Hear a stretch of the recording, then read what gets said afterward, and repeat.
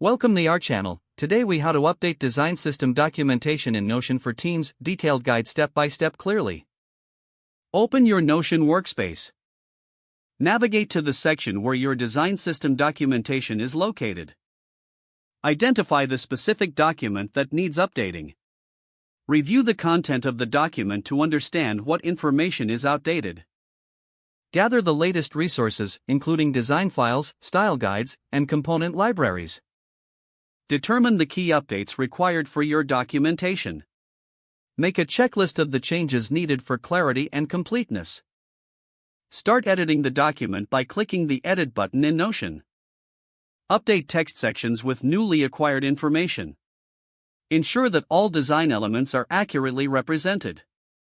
Link any new resources or references directly within the document.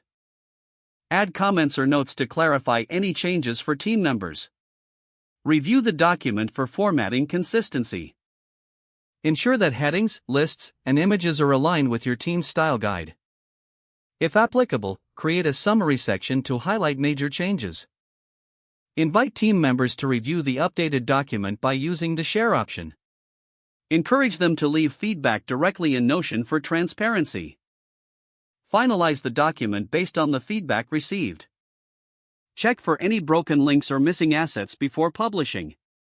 Publish the updated document and inform your team of the changes.